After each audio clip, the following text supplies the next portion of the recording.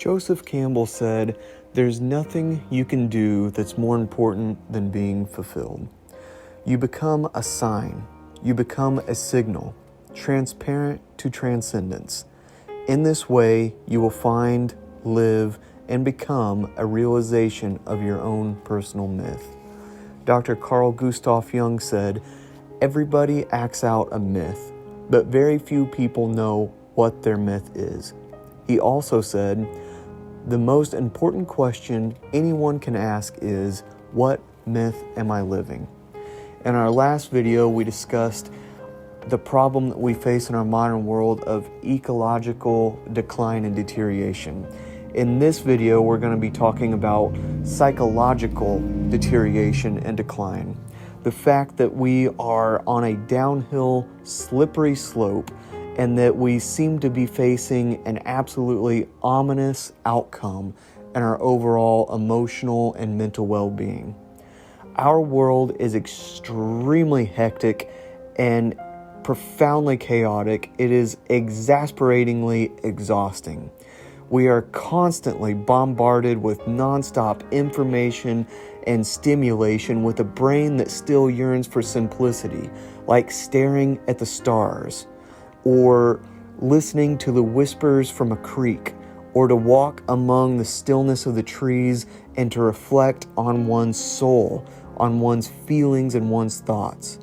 For instance, just look at our nonstop agitation, our impatience, our nonstop irritability, our anxiety, our nervous exhaustion.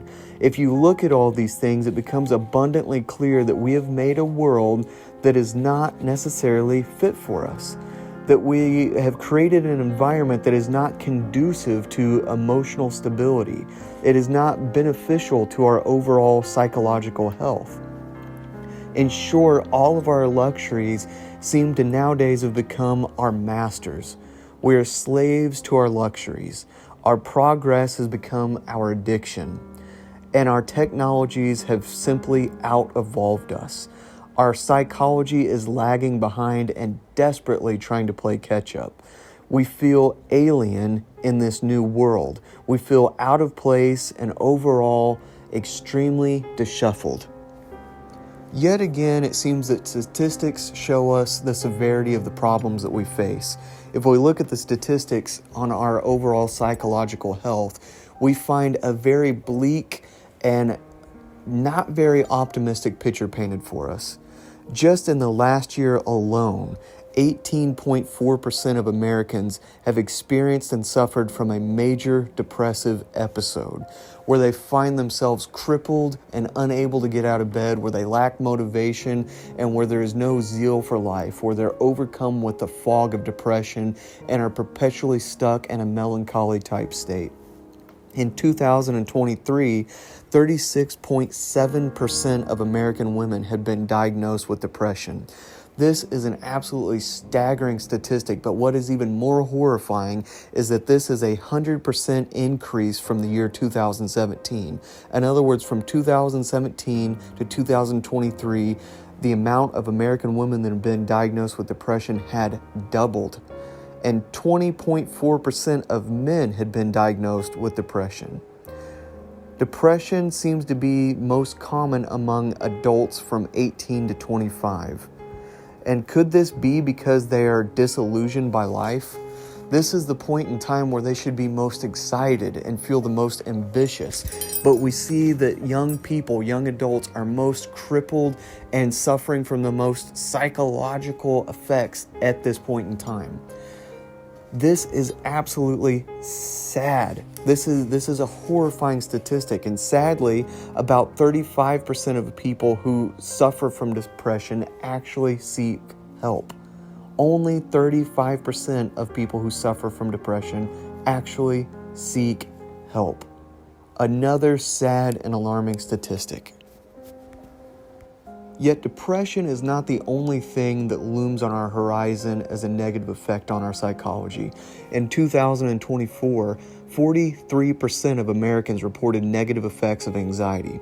The average age for the onset of anxiety disorder starts at 13 years old. a staggeringly young age, and it seems to be most commonly affecting young adults from 16 to 29, constituting 28% of people who suffer from depression and anxiety. This is sad because this is the time of life, like we said with depression, that they should be most enthralled and most ambitious, most excited. But it is the time that they're most disillusioned by life and that they seem to have the most negative outlook on life. Couple this with issues of violence. The fact that we're in a constant state of agitation, that we're in a constant state of impatience, that we have become rude and unethical in our overall approach to life.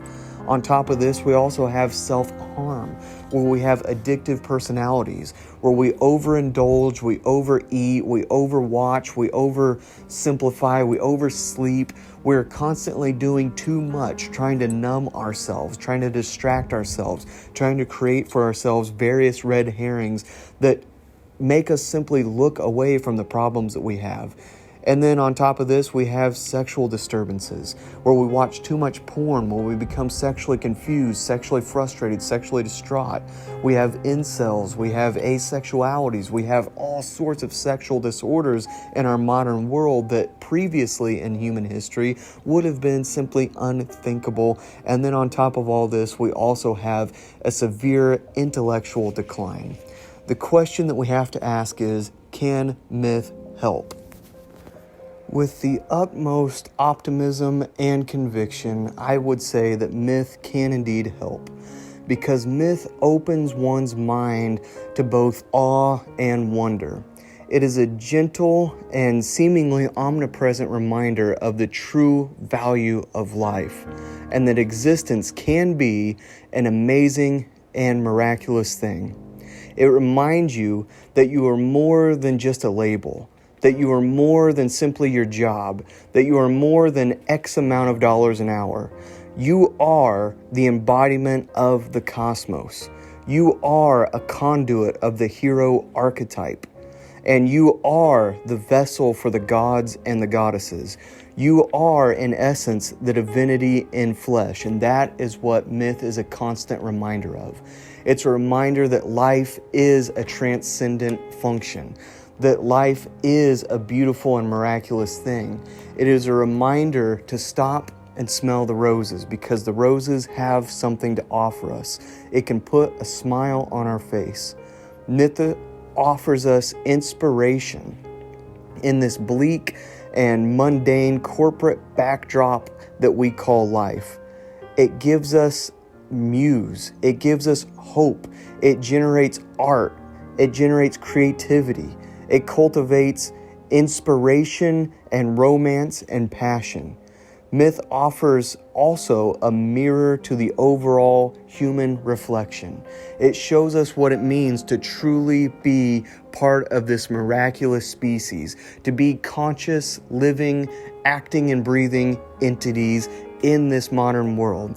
And it not only shows us a reflection of what it is to be a human, but it also shows us a self-reflection, what it is to be truly you, an individual, unique and perfect in every way, shape, and form.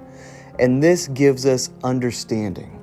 It shows us how we fit into this amazingly complex web that we call life, how we are connected with the trees, the birds, the mycelial network, the bees, the spiders on the wall, how light affects us, how wind affects us, how everything is in connection with each other.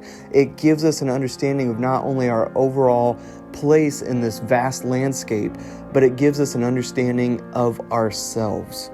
Myth also gives meaning to life. It gives merit to our suffering and allows one to be possessed by the divine. Not to possess the divine, but to be possessed by the divine, and to allow transcendence to flow through oneself. It keeps us from becoming stagnant. It keeps us from becoming still, and it keeps us from becoming lifeless. It pushes us and keeps us moving. It keeps us growing, and most of all, it keeps us in the act of becoming. Myth is unlike religion. Religion tells you to look outside of yourself for God, to look outside of yourself for inspiration, to look outside of yourself for knowledge information, and answers. But myth shows that you are God, that you are a manifestation of God in your own unique way, whatever that means.